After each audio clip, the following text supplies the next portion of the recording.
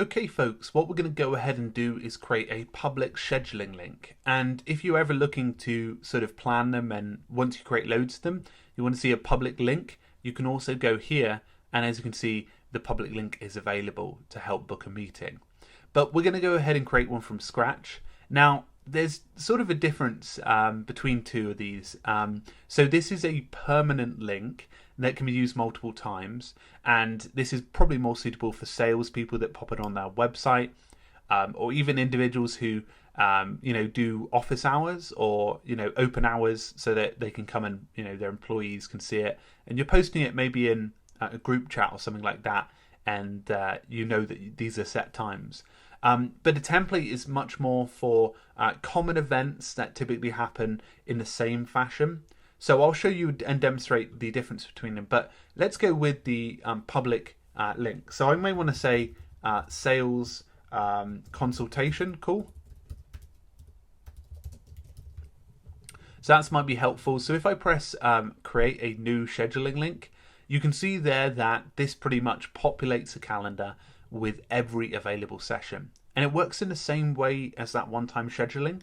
So if I wanted to set a parameter that these are going to be only a 1 hour and a half, and I wanted to change the available times. So for example, I didn't want it to specifically encroach on my evening, and I didn't want it to encroach on my morning, and I didn't want to encroach on my Wednesdays.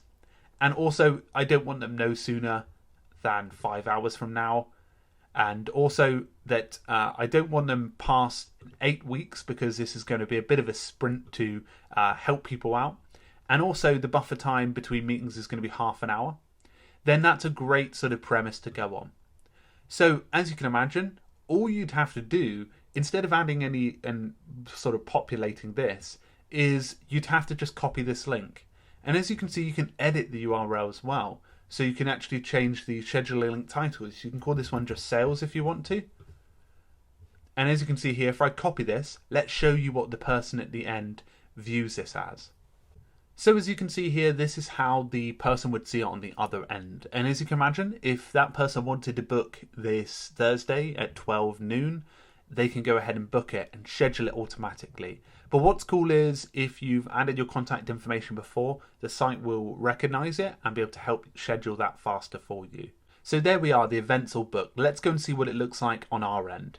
So as you can see, this meeting appears inside and it's actually been chosen. So what's cool is as well, is whenever a meeting is booked, the available meetings around it aren't actually available anymore. And that's because you set that 30-minute buffer, because that meeting is now a meeting. So what's cool is you can also set this as show as free. So for example, if somebody is using your other associated one-time links, then they don't necessarily get shut off that this is unavailable as a meeting time. So that's something to note.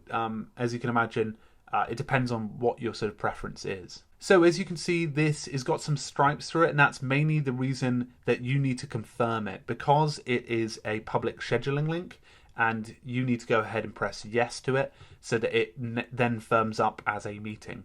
But you can see here that this public link is available anytime, and you can copy it and paste it wherever you need. And a lot of people will do that inside of a contact page if they're looking to have a sales consultation or something like that. But that means at any time, anybody can add additional meetings, and they sort of pop them in the calendar. At any given time, I can go here and I can see the latest ones that have been booked and the ones that have joined my calendar. So that's one of the many benefits of utilizing a public scheduling link. In the next feature, guys, we're actually going to show you how you can use a template and how you can go ahead and create that from scratch, because that's very helpful, especially when you're doing repetitive meetings. And I actually want to set this one up personally for a podcasting. So I hope show you that from the beginning. I haven't actually set this one up yet, so it'll give me a good amount of time. But guys, I'll see you in a moment, and hopefully this one was helpful.